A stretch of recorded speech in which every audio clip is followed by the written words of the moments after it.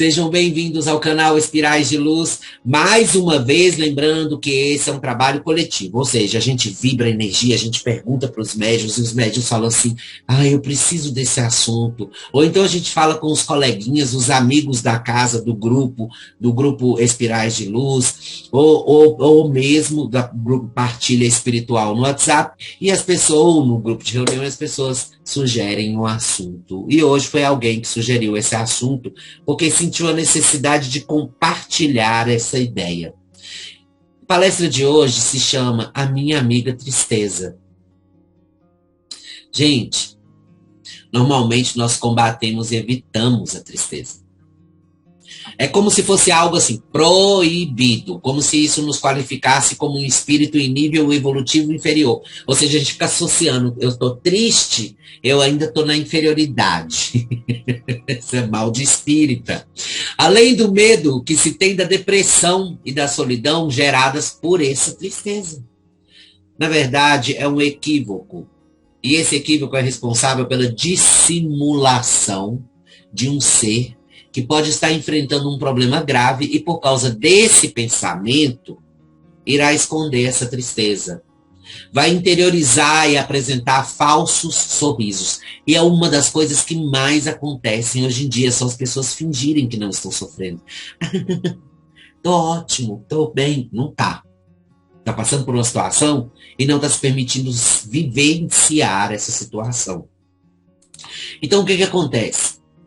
Isso gera não somente um desgaste físico e emocional, mas também sobrecarrega aquele ser de energias deletérias, que fazem com que ele acabe enfraquecendo e ficando à mercê de energias inferiores, de outras energias inferiores. A energia deletéria já é uma energia inferior.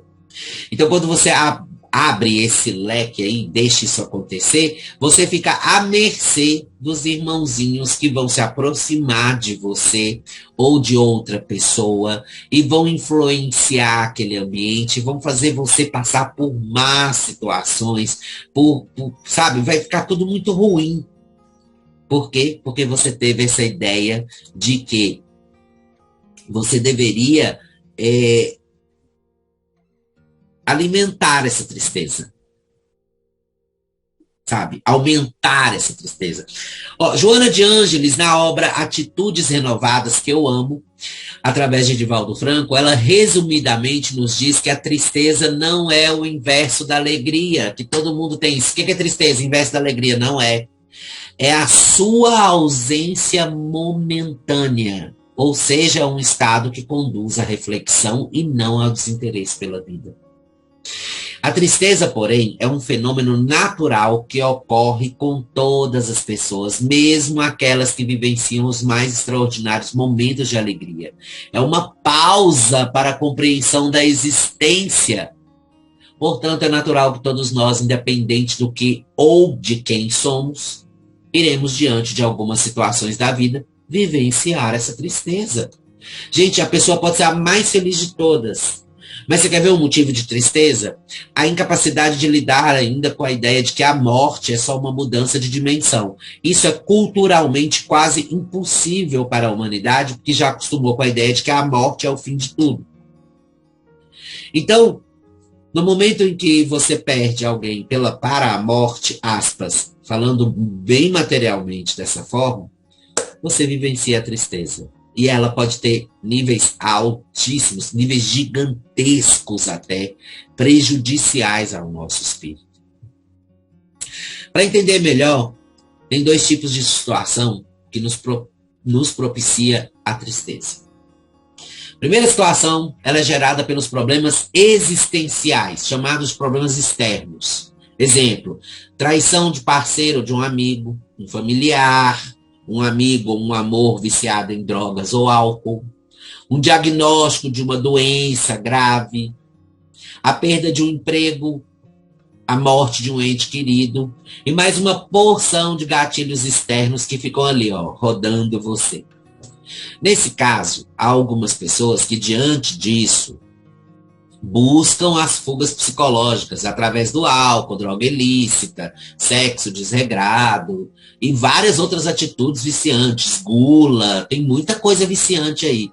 Por quê? Porque ele está achando ali que eu não vou viver mais, eu vou aproveitar a vida. É o famoso engano, né, do espírito no corpo físico. Isso daí não é bom. E haverá outras pessoas que mantêm um estado de alegria permanente, sorrindo para tudo, o que representa um quadro patológico de alienação da realidade. Na verdade, é como se ele não entendesse que ele está, naquele momento, sofrendo com algo. Aí ele fica alienado, isso é uma alienação. Mas tem outros que irão se trancar, se isolar, até que entre em um quadro depressivo grave, que pode culminar com a desistência de tudo. Ainda falo mais, mesmo que estejamos trabalhando positivamente, tá? Para um estado mais equilibrado, mesmo nós, ou médiums, ou estudiosos, ou pessoas que estudam o espiritismo e praticam, porque não adianta estudar sem prática, né? Tem que praticar. É natural que essa tristeza apareça quando enfrentamos as citadas situações acima, que são situações, as que eu citei para vocês, né? Situações difíceis. E a gente pode permanecer numa espécie de quê? De inércia, de estagnação, até que alguma resolução de qualquer natureza apareça. Isso é da natureza humana. É o famoso, eu só quero minha coberta, meu quarto e a televisão. Não está nem assistindo a televisão está ligada está ligada, você está lá na coberta. Aí a coberta vira uma barraca. E essa barraca vira sua casa, porque você não sai do quarto mais. É assim que começa a depressão, gente. É inconsciente isso. Bom, a segunda situação, ela já é de âmbito interno. Tá? Ela se desdobra a partir do momento em que identificamos que aquilo que estamos fazendo da nossa vida não é o correto, ou não é o que se gostaria de se fazer. Então, normalmente isso ocorre quando se desperta para os valores do evangelho. É bem diferente do primeiro caso. O primeiro caso é uma queda. O segundo caso é gerado pelo princípio de evolução. Sabe por quê? Presta atenção. Isso acontece quando se desperta para os valores do evangelho, para o verdadeiro sentido da vida, e percebe-se o tempo perdido e os equívocos, o que nos traz uma certa tristeza. Acontece também no âmbito pessoal, por exemplo, quando o indivíduo começa a perceber sua falha na escolha da atividade profissional, por exemplo, que faz ele infeliz e triste. Gera um desejo de mudar de área, o que para muitos se torna um desafio incomum. Nesse mesmo âmbito, o desafio incomum de mudar de profissão, ele está bem equiparado à reforma íntima. Porque quando você estuda espiritismo, você começa a se arrepender. Cara, você se arrepende muito de muita coisa que você já fez, de muita coisa errada que você já fez. E aí você começa a sentir uma tristeza, um arrependimento, uma dor. Meu Deus, por que eu era assim? Por que eu fiz isso? Quer ver uma comparação básica? Sabe aquele relacionamento que você sofreu, que você teve ele com 20 anos, e aí, de repente, agora com 30 anos, você fala assim, meu Deus do céu, o que eu estava caçando com aquela pessoa? É mais ou menos esse arrependimento. É assim que funciona quando você começa a compreender as mudanças que você precisa fazer para o seu espírito. E causa tristeza, sim. Então, acontece, gente, que nas duas hipóteses, externa ou interna, a tristeza, para ser produtiva e eficiente, deve ser transitória. Isto é, não devemos nos acomodar com ela. Com o decorrer do tempo, essa emoção ela se intensifica, converte-se num estado depressivo, com danos existenciais mais graves, somatizações no corpo físico, podendo culminar no suicídio direto ou indireto, ou no denominado suicídio moral, quando a pessoa se nega a viver e não se permite qualquer conquista na esfera do bem. É um assunto muito delicado, mas é muito importante nós citarmos que nós devemos sim experimentar a tristeza. mas sem abandonar o divino da nossa credibilidade. Por quê? Esse ato irá manter nosso vínculo com Deus. E isso ocorre através de uma prece, da reflexão, do bem ao próximo, da fé no futuro e da força de vontade que surge naturalmente quando se pratica o quê? Caridade. O que nos fortalece para enfrentar todos os problemas. Para você que entende que caridade é só ir ali, dar um pãozinho para quem tem fome, um cobertor para quem tem frio, calma. Isso daí é uma das coisas, é um dos tópicos, faz parte de uma lista imensa. Caridade é quando você tem a capacidade de ouvir até as lamentações do seu melhor amigo, da sua mãe, do seu irmão, do seu marido, da sua esposa, do seu filho, da sua filha, do seu primo, da sua prima, do seu tio, enfim. Caridade é estar pelo outro como você gostaria que estivessem para você. É amar o teu próximo como a ti mesmo. Então, se você pratica esse ato, o que acontece? Ele mantém nosso vínculo com Deus. Fortalece o nosso espírito para enfrentar todos os problemas. E geralmente o que acontece é o contrário. É que as pessoas, quando elas estão nessa tristeza, é mais fácil quem está triste questionar por que Deus fez aquilo com ele, que ele não merecia, do que ele começar a pegar esse fato e analisar. Olha que interessante. As pessoas se afastam da religião ou da doutrina que seguem quando se deparam com sofrimento, quase sempre com aquela justificativa que não tem forças para isso ou não está com cabeça para orar. Olha, isso abre um campo bem amplo da tristeza e aumenta a dificuldade para resolver a maioria dos desafios pessoais e dos problemas que o circundam. Bom, o que o Espiritismo fala? Não podemos ignorar a interferência espiritual inferior, né? Pois os espíritos ainda imperfeitos poderão criar sintonia conosco a partir dessa tristeza descontrolada. E vão criar maiores embaraços ainda em nossa vida. Ok. Por quê? Porque você está deixando isso ser uma tristeza permanente. E se chegarmos a esse ponto de descontrole, não devemos dispensar a assistência dos médicos nos ramos da psicologia e da psiquiatria, tá? Que nos ajudarão no enfrentamento dessa situação desafiadora e, se necessário, vão prescrever os remédios que a gente precisa tomar. Por quê? Porque passou da sua mente e já virou orgânico isso. Mas tem uma profilaxia fantástica que nós podemos fazer antes que nós cheguemos a esse ponto. Através de passes, evangelhos no lar, frequentar reuniões espíritas online ou presencial, a água fluidificada, isso eu falo para os espíritas. Para os católicos, vá a uma igreja, faça alguma coisa, ore. Para os evangélicos também, enfim, quem tem sua crença, que faça sua crença valer e não desperdice seu tempo com outras coisas. Porque isso aí, gente, é uma terapia que se constitui em hábitos eficientes para nos fortalecer o ânimo e a resignação. O problema do ser humano é a vaidade, é o orgulho. Ele não consegue ser resignado facilmente. Ele primeiro tem que sofrer. Então, e você já notou que os sofrimentos, eles são passageiros. A tristeza, ela é transitória. Ela não vai deixar de existir na sua vida. Ela vai vir, a qualquer momento ela vai vir. Mas ela tem que transitar.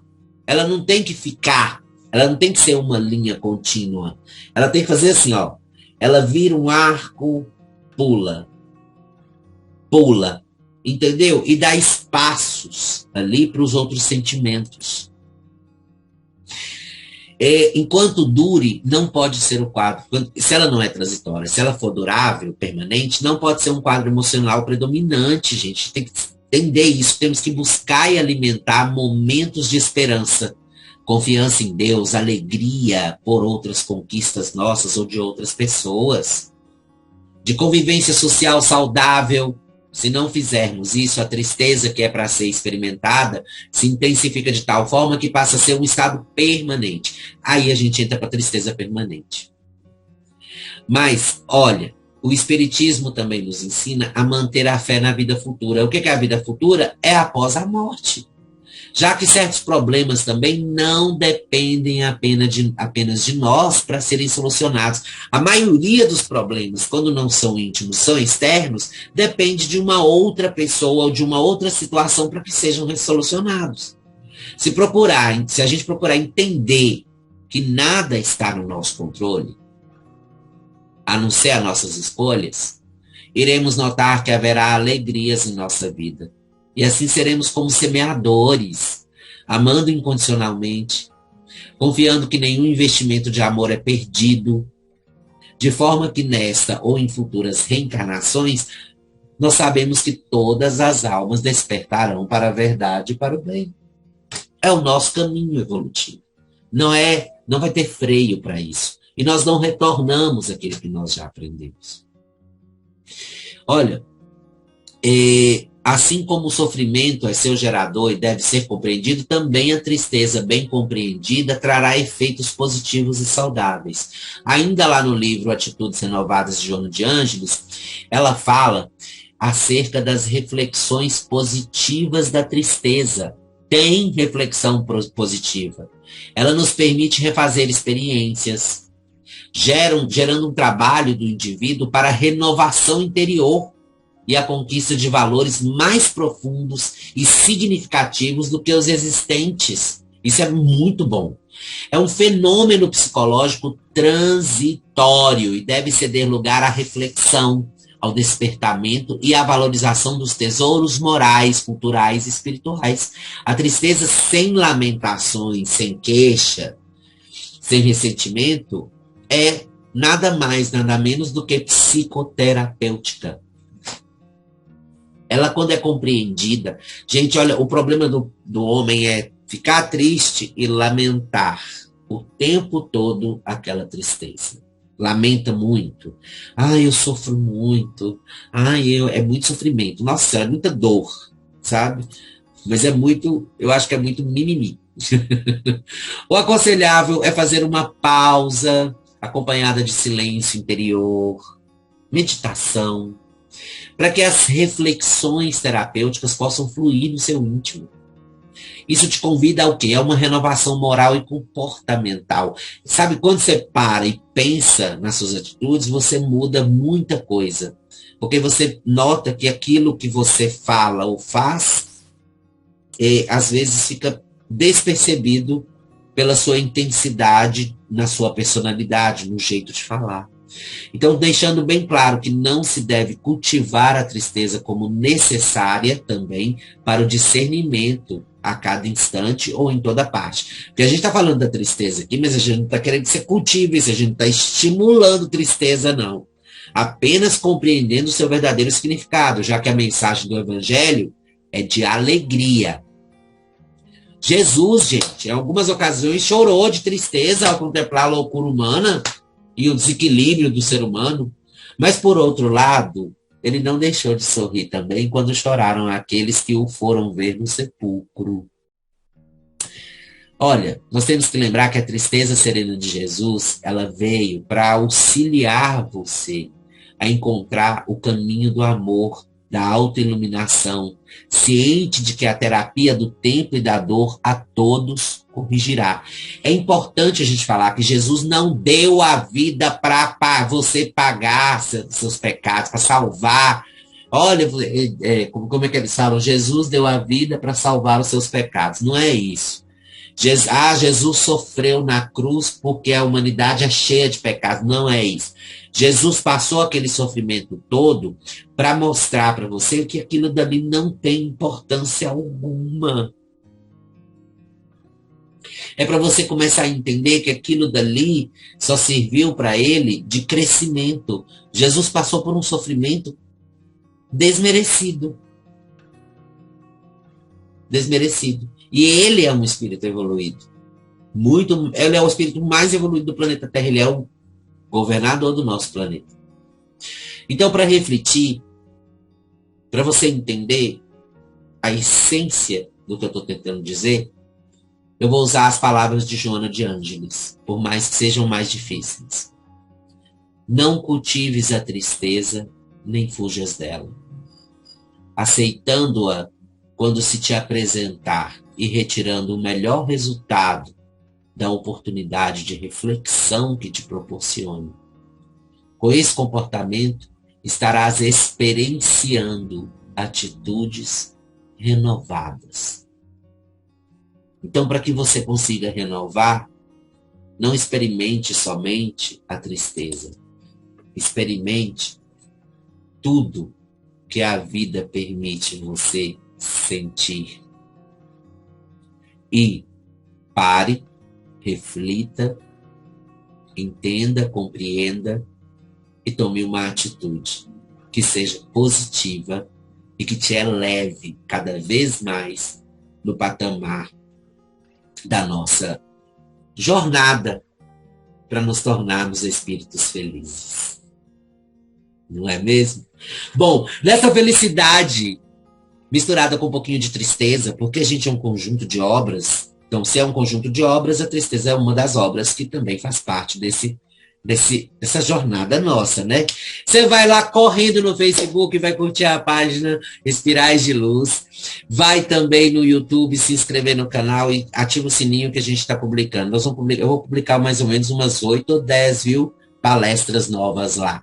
E aguarde, semana que vem a gente está aqui de novo para falar para você com muito amor, muito carinho, com o coração aberto e graças a Deus com a orientação da espiritualidade. Até a próxima. Beijos de luz.